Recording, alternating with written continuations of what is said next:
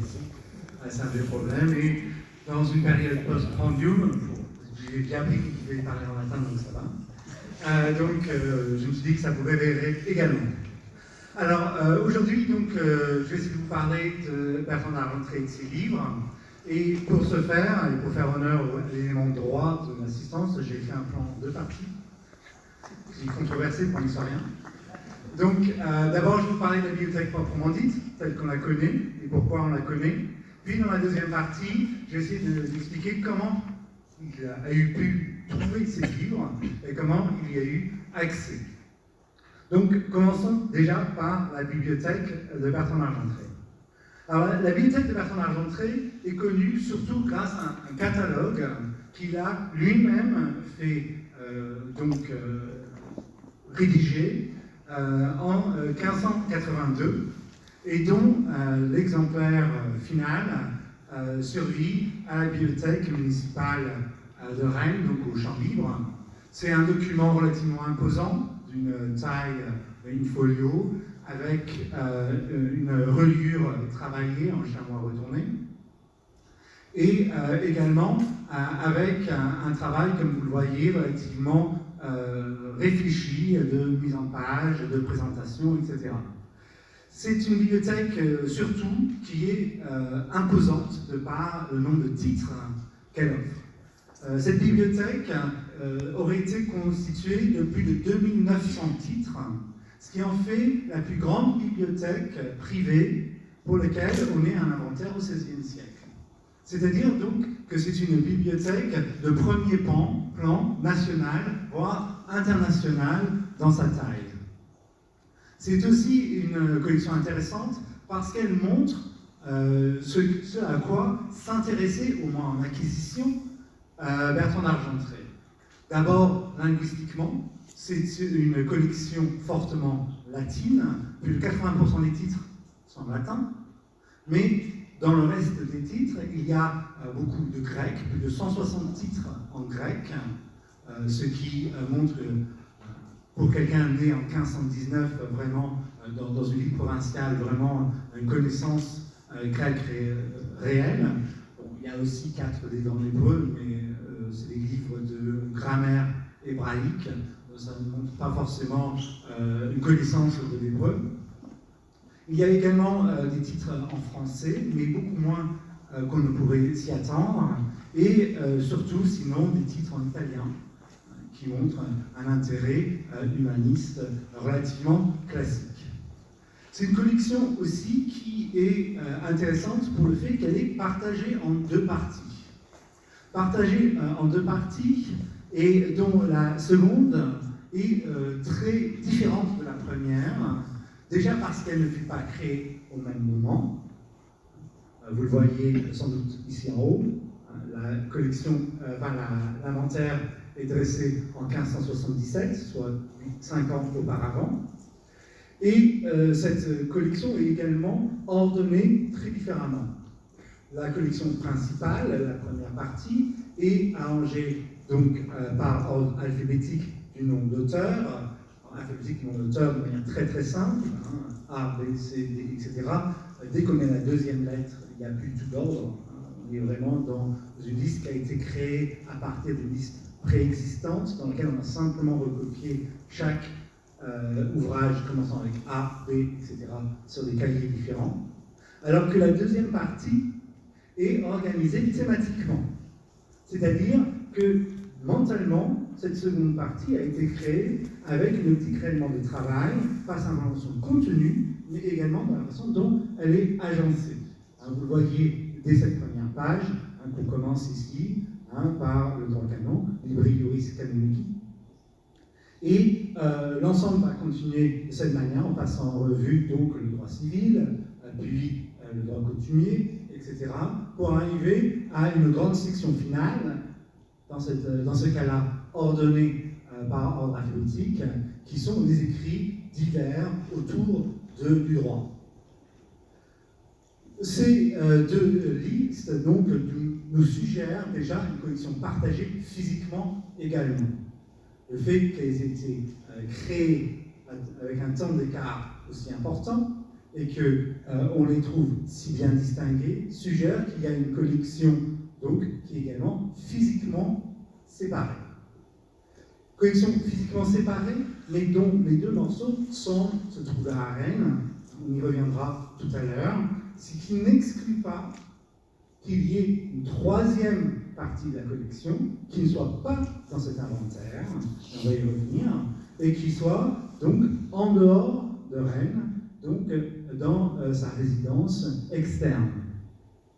Ceci est en soi-même relativement classique, et un des problèmes classiques des historiens du livre, ou des historiens point, qui essaient de considérer une collection, qui ont toujours à garder en tête le fait qu'on ne sait pas ce que la personne avait en dehors de la liste.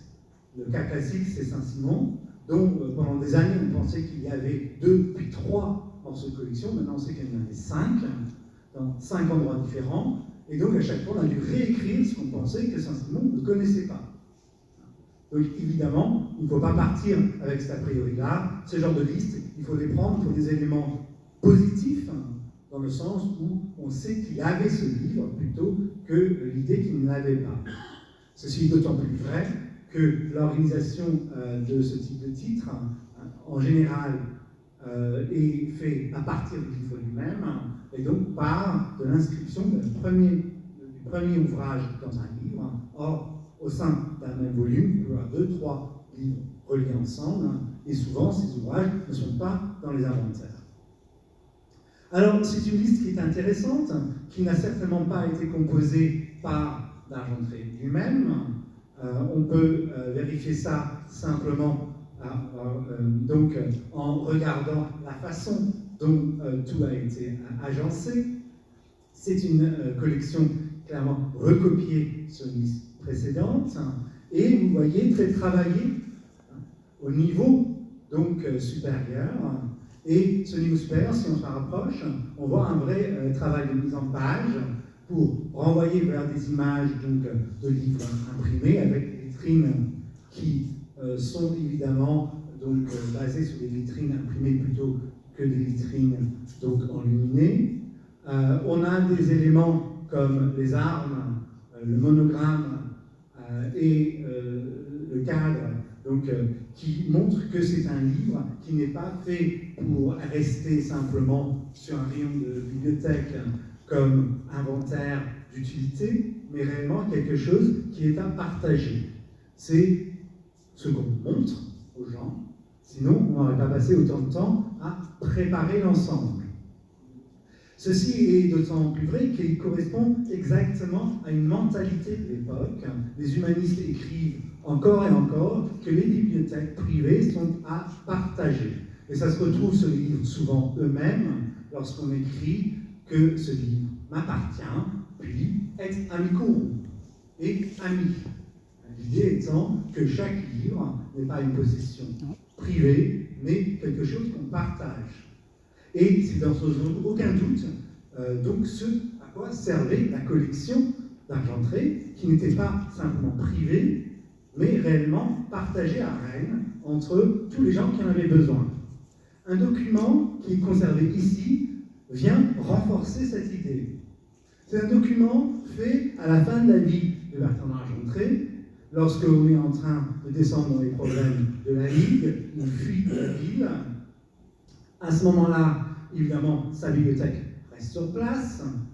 Et là, évidemment, il commence à paniquer par rapport à ce qui va se passer avec cette collection.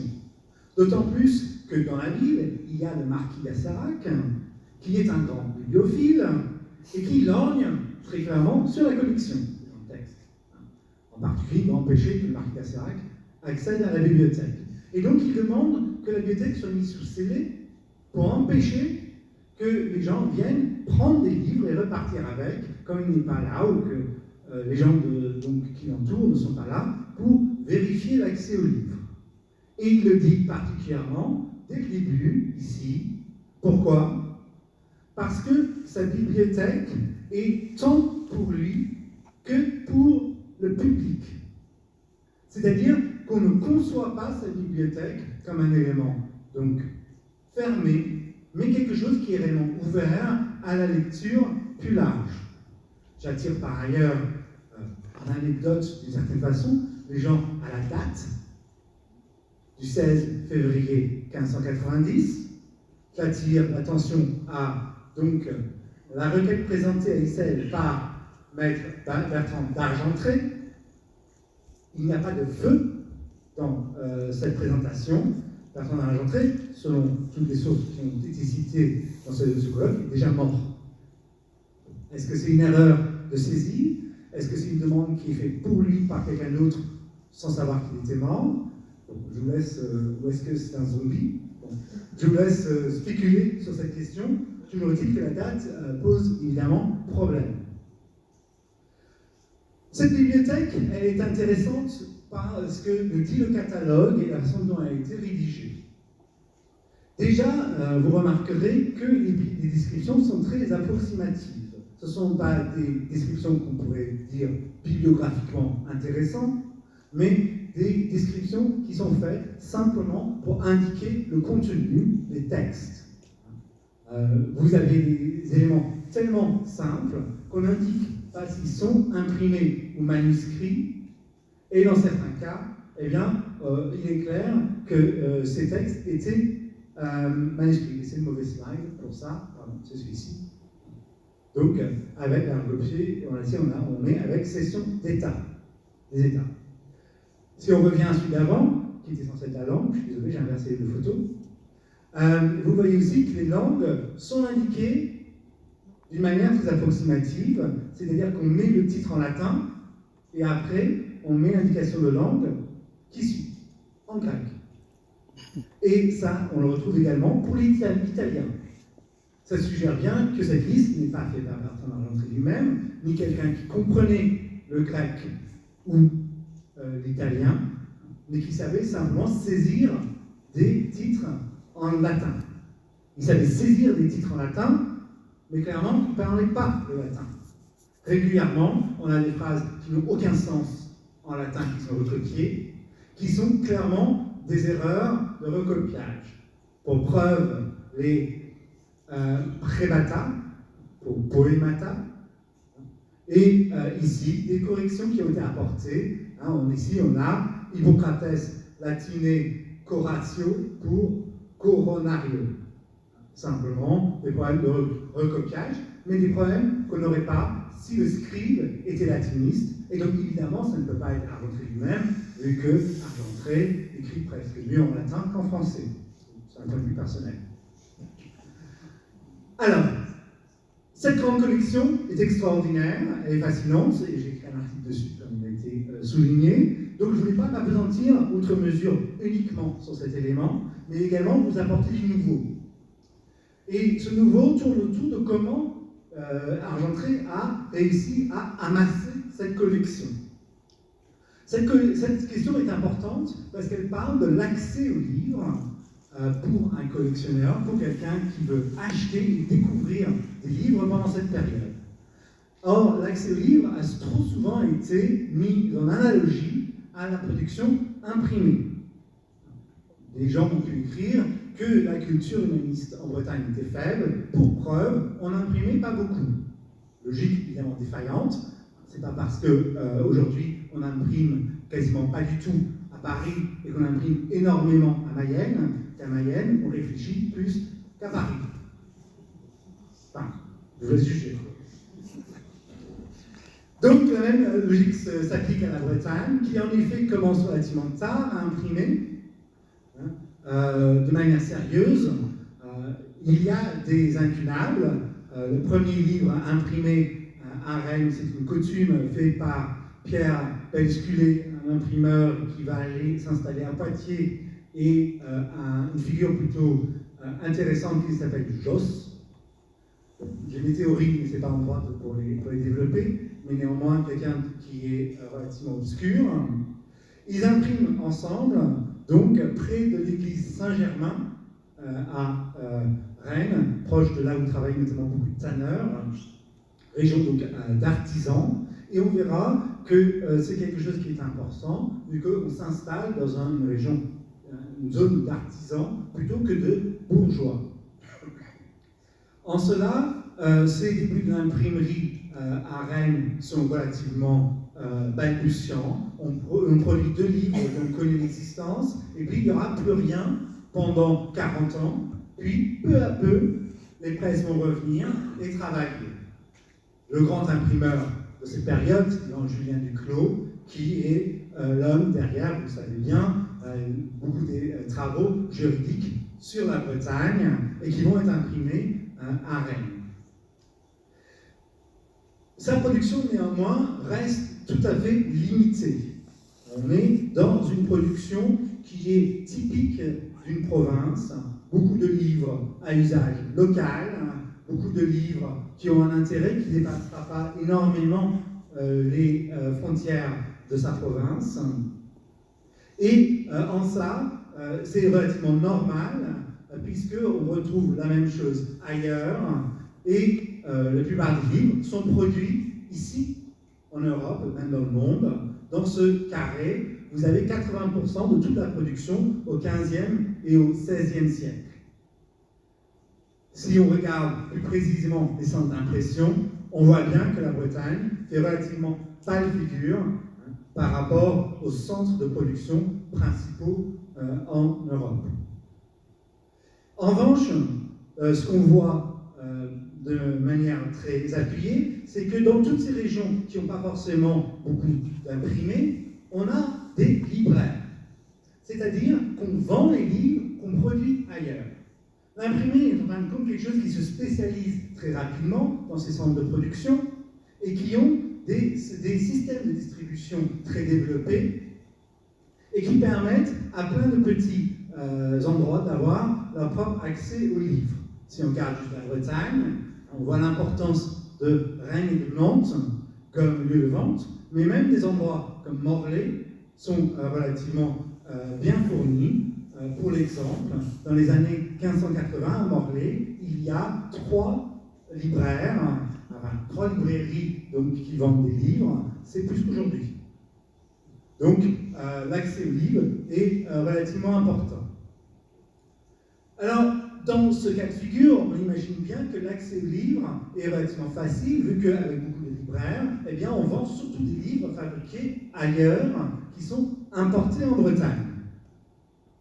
C'est vrai notamment parce que la demande en Bretagne est importante, même dans le domaine juridique, au-delà simplement des praticiens. Et c'est quelque chose que j'aimerais souligner en faisant référence à ce qui a été dit tout à l'heure par rapport à où Argentré a appris donc, ses connaissances. Eh bien, certes, à Rennes, il n'y avait pas à l'époque une université, mais l'école qui y était très reconnue au niveau du droit, précisément.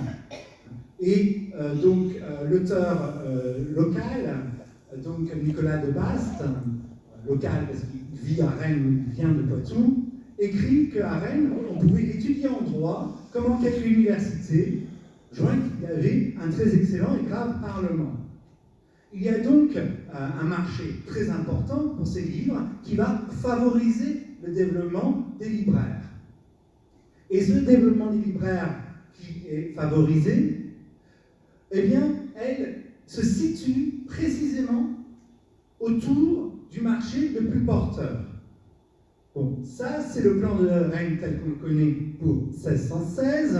Si on la schématise et on la regarde ainsi, eh bien, on peut essayer de voir le mouvement qui s'est opéré entre ce qu'on a vu au début, l'arrivée des presses, donc place Saint-Germain, et la position où on va trouver la vaste majorité des libraires à Rennes, qui est où?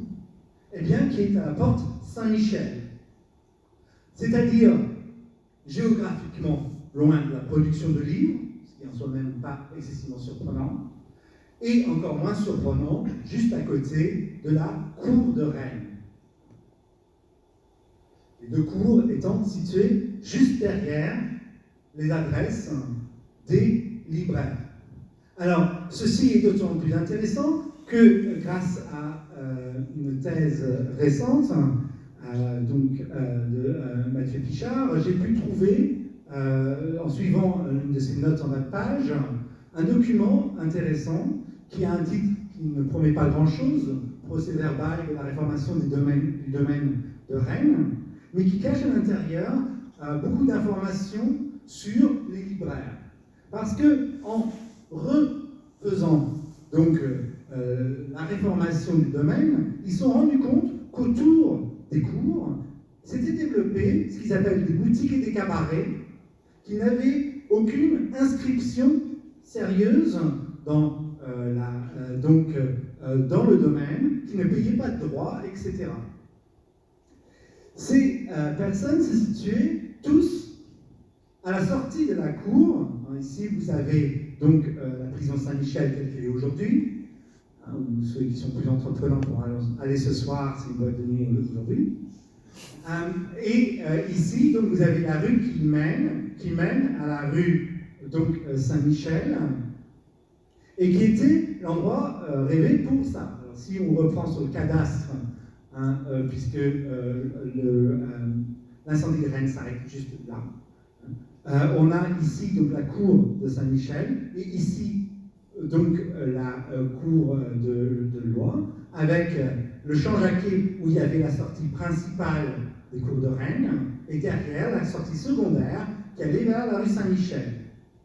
Or, ce document nous révèle que les boutiques et cabarets qui s'étaient installés de part et d'autre, eh bien, se divisaient entre les quincailliers, les merciers, etc., qui s'installaient soit dans la cour ou vers le champ Jacquet, et les écrivains et les libraires qui, eux, eh bien, s'étaient installés à la sortie secondaire de la cour.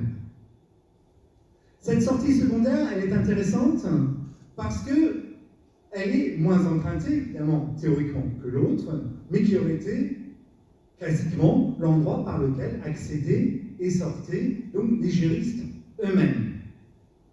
Qui avait donné le droit à ces gens de s'installer ici?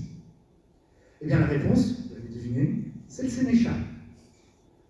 Le sénéchal qui avait permis leur installation et qui donc entretenait un rapport particulièrement positif et direct avec ses libraires, puisque dans les conditions qu'il avait stipulées, il avait donné à celui qui était le plus proche l'obligation d'ouvrir et de fermer la porte donc de la cour à la demande des juristes, de fournir en cire la cour, de nettoyer les pavés, alors ça c'était pour tout le monde, de la cour et également donc, de la rue qui menait, mais aussi à l'un d'entre eux de fournir en livres la cour quand on en avait besoin et dès qu'elle en avait besoin.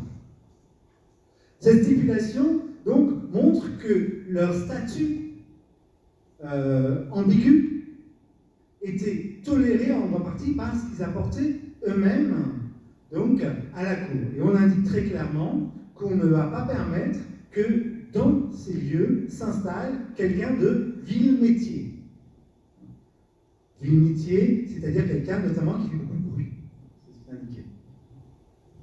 Alors, ceci est aussi intéressant parce que du coup, on décide de les imposer. Cette imposition va se faire en fonction de la taille de leur boutique. Et donc, on mesure les boutiques des libraires. Alors, on mesure en pied de l'époque, que j'ai transféré en disant l'article de Henri C, qui date, mais bon, je présume que les mesures n'ont pas changé énormément entre les deux, en mètres carrés, et vous voyez que ces boutiques, eh bien, elles sont toutes petites. Ce sont des petites boutiques qui proposaient donc pas forcément une grande collection en termes de quantité, mais une diversité. On remarque aussi qu'on avait quand même 6 libraires différents, tous au même endroit, à la sortie de la cour. Ce qui montre que c'était réellement quelque chose qui devait être porteur. On remarque aussi sur cette liste des gens comme Pierre Lebray ou Bertrand Jochot, qui sont connus pour leurs éditions de textes donc juridiques, donc qui offraient également cet élément-là. Mais pas que. Regardez ici cette figure de Georges Clairet.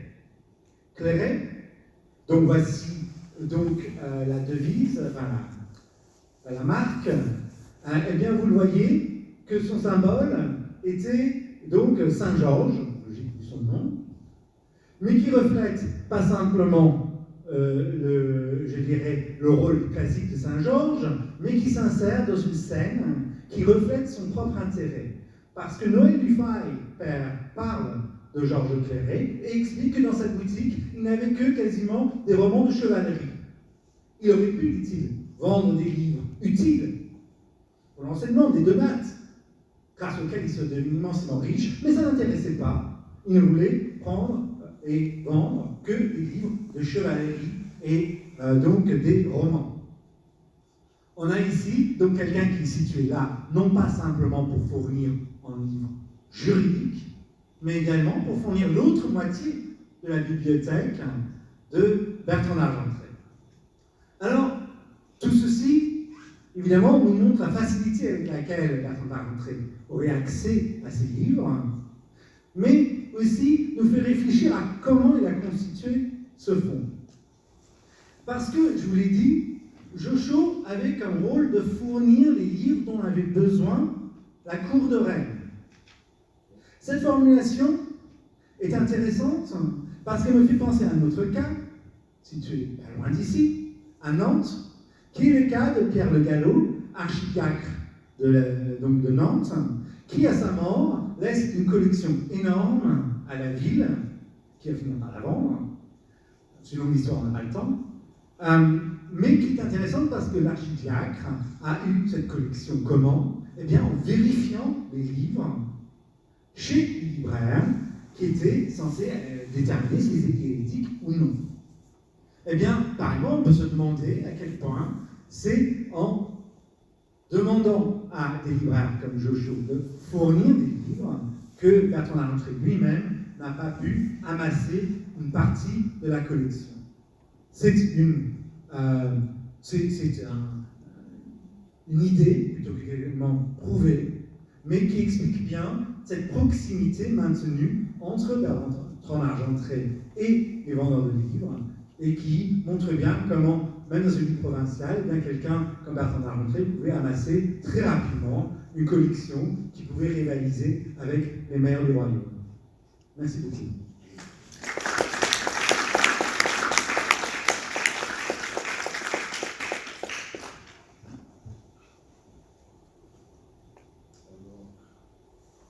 Notre prochain intervenant, c'est bien connu un peu le monde de Bretagne, Michel Massier, pour son travail sur la petite noblesse de Bretagne.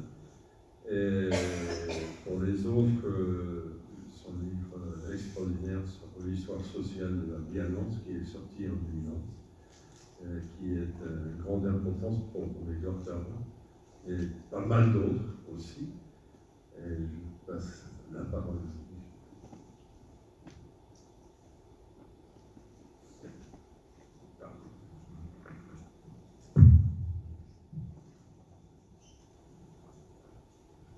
Merci, Monsieur le Président, chers collègues, cher James.